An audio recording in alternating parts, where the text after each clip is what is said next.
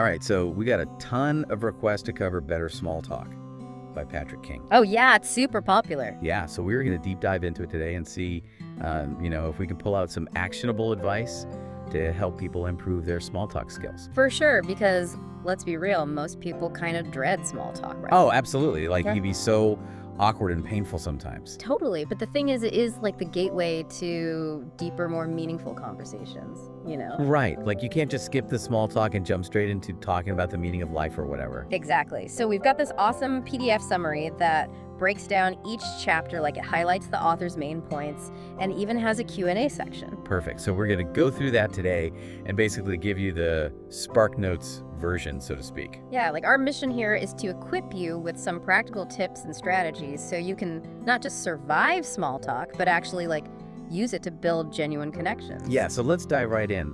The first chapter is titled Small Talk. Very fitting, I think. For sure.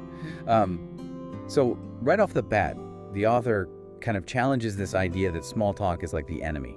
Right, he actually says it's essential, like it's the foundation for any kind of deeper connection. Which makes sense when you think about it. Yeah, I mean, there's even research that shows that too much small talk, like that really superficial chit-chat, can actually be bad for your well-being. Interesting. But on the flip side, engaging in more substantial conversations actually boosts happiness and makes you feel more connected to others. Yeah. Okay, so small talk is not inherently evil, but it's like the warm-up. You got to do it before you can get to the good stuff. Exactly. The author makes this analogy to working out. You wouldn't just jump straight into lifting heavy weights without warming up first, right? Right, so think of small talk as the warm-up for your social muscles. Exactly. And you know those brief interactions you have with strangers, like the barista or the cashier? Yeah. Those actually count too. Those can help you feel more comfortable in social situations and even boost your mood a bit. It's like a little mini dose of social interaction. Right, and it all adds up. Okay, so we got to be mentally prepared to engage in small talk. But there's also this idea of a conversation resume. Oh yeah, this is a cool concept. So it's basically like taking inventory of your own life. Hmm. Think about interesting stories, experiences, things that happen during your day. Yeah, so when someone asks you what's new, you're not just like, nothing much. Exactly. You have like this mental library of engaging material ready to go. Right, and it doesn't have to be anything crazy. It can be as simple as, I tried this new coffee shop today, or I saw this funny thing on my walk. Exactly. The point is to have something to share that's not just like a one-word answer. Right, it helps keep the conversation flowing. Okay, so the author breaks down conversations into 4 stages. Oh yeah, this is really helpful. So it starts with small talk, then moves to fact disclosure, then opinion disclosure, and finally emotion disclosure. Wow, so it's like a gradual process of revealing more and more about yourself. Exactly, and each stage builds on the previous one. Yeah, So small talk is like that crucial first step to building deeper connections. and it's not just about the words you use, either. The author emphasizes the importance of physical preparation, too. Oh, like what do you mean? Like doing vocal exercises, reading aloud with emotion, things like that. Oh, interesting. So it's like getting your voice warmed up and ready to engage. Exactly. The more expressive you are, the more engaging your conversations will be. All right, so we've laid the groundwork for small talk. Now let's move on to chapter 2, initial impressions. Okay, so first impressions are huge, right? They can really set the tone for the whole interaction. Totally. So the author suggests approaching every interaction as if you're talking to someone you already know and like. That's interesting. So basically act as if you're already friends. Think about how you talk to your close friends. It's way more relaxed and comfortable. Yeah, you're not as guarded. Right, so if you can bring that same energy to interactions with new people, it can instantly make things feel less awkward. That makes sense. I mean, think about it. You act differently around people you're comfortable with versus people you don't know as well. Exactly, and the other person picks up on that energy too. So basically fake it till you make it, kind of. In a way, yeah, but it's more about shifting your mindset, like approaching every interaction with a sense of warmth and openness. Okay, I can see that. And what about icebreakers? Any tips on how to start a conversation without it feeling forced? Yeah, the author suggests using indirect icebreakers. Instead of like directly introducing yourself or asking those typical get-to-know-you questions. Oh, like what? Well, you can ask for help with something or comment on something in your shared environment. Just find a natural way to initiate contact. So instead of saying, hi, I'm so-and-so, you could be like, oh, do you know if this line is for the express checkout? Exactly. Or if you're both waiting for the bus, you could say, wow, this bus is really late today. Yeah, those are good ways to break the ice without it feeling too intense. Right. It takes the pressure off, and then once you've established that initial connection, you can start looking for common ground. Right, because that's how we build rapport, by finding things we have in common. Exactly. So you can start sharing small details about yourself or asking questions to uncover shared interests. Yeah, like if someone mentions they love hiking, you could be like, oh, me too. I just went on this amazing hike last weekend. Exactly. Or if you notice someone's wearing a band t-shirt, you could ask them if they've seen that band live. It's all about finding those little hooks that can spark a connection. And it's not just about what you say, but also your body language. Oh yeah, nonverbal cues are super important. The author talks about mirroring body language and expressions as a way to build rapport. Mirroring meaning like copying their movements? Not exactly. It's more about subtly aligning your body language with theirs. You know, like if they're leaning forward, you lean forward too, or if they're using a lot of hand gestures, you do the same. Huh. I never really thought about that, but it makes sense. I guess it creates a sense of harmony and understanding. Right. It's like you're subconsciously saying, I'm on the same wavelength as you. And the author also brings up this interesting idea of bonding over mutual dislikes. Oh yeah, like finding common ground in the things you both hate. Exactly. Sometimes discovering you both can't stand the same thing can create this instant bond. It's like you're both in on the same joke. Right, like, oh, you hate reality TV, me too, high five. Exactly. It's funny, but it can be a really effective way to connect. So what about people who are more reserved? You know, those who don't really initiate conversation or share much about themselves. Yeah, the author has some tips for that. He calls them elicitation techniques. Elicitation techniques. Sounds kind of fancy. Basically, it's about finding ways to gently encourage those who are more hesitant to open up and engage. Okay, so how do you do that? Well, one way is to ask open-ended questions instead of questions that can be answered with just a yes or no. Oh yeah, that makes sense. Like instead of asking, did you have a good weekend, you could ask, what did you do this weekend? Exactly. That gives them more space to elaborate. And what if they still give you really short answers? Then you can try genuinely noticing and commenting on something positive about them or their work.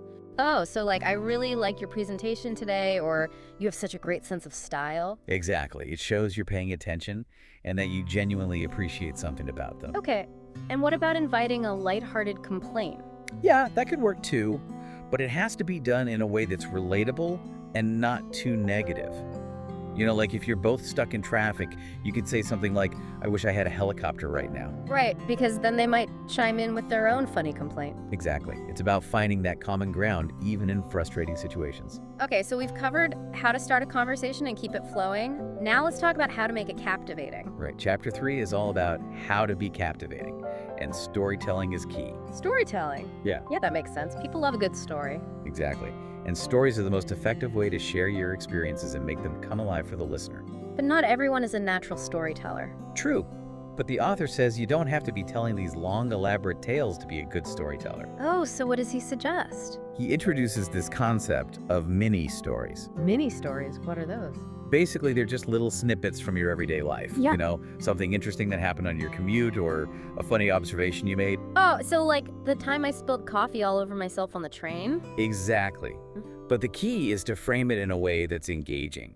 You know, like you're setting the scene and building up to a punchline. So it's like finding the extraordinary in the ordinary. Exactly. And the author stresses the importance of adding specific details to your stories. Oh yeah, details make all the difference. Right. They help the listener really picture what you're describing and connect with it on an emotional level. So instead of saying, I had a bad day at work, you could say, I was so stressed yesterday, my computer crashed right before a big presentation, and I had to start all over. Exactly. Those details make the story come alive. Okay, I get it. So how do we get better at crafting these mini stories? Well, the author has this simple formula called the 1-1-1 method. 1-1-1? What's that? So every mini story should have one action, one sentence summary, and one primary emotion. Oh, okay, so it's like boiling down your experience to its essence. Exactly. Yeah. It forces you to be concise and focus on the most important elements. That's actually really helpful. I'm gonna try that. Yeah, me too. Yeah. And the author also mentions this thing called the story spine. Story spine. What's that? It's a classic narrative structure that goes like this. Once upon a time, every day but one day. Oh yeah, I've heard of that. It's like a blueprint for storytelling. Exactly. And even though mini stories are short, they can still benefit from this basic structure. Okay, cool. So we've got our mini stories down now. How do we keep the conversation flowing smoothly? Right. Chapter 4 is all about keep it flowing and smooth. Because, let's face it, sometimes small talk can feel like pulling teeth. Oh yeah, for sure. It's like you hit a wall and you're both just awkwardly staring at each other. Exactly. But the author makes this really important point. He says we have more control over the direction of a conversation than we think. So it's not just about hoping the other person will say something interesting. Right. It's about being proactive and creating movement in the conversation. Okay, so how do we do that? Well, one way is to smoothly transition between topics, like finding links between what you were just talking about and something new. So like if you were talking about the weather, you could say, speaking of rain, I saw this amazing documentary about the rainforest the other day. Exactly. Or if you were talking about your weekend plans, you could say, oh, that reminds me, I need to book a flight for my trip next month. Yeah, I see. It's about being mentally agile and finding those connections. Right. And another way to keep things moving is to ask more detailed questions. Oh, yeah, like digging deeper into what the other person is saying. Exactly. So instead of just asking, how was your weekend, you could say, what was the highlight of your weekend? Oh, I like that it shows you're genuinely interested and it encourages them to share more. And you can also share your own related experiences.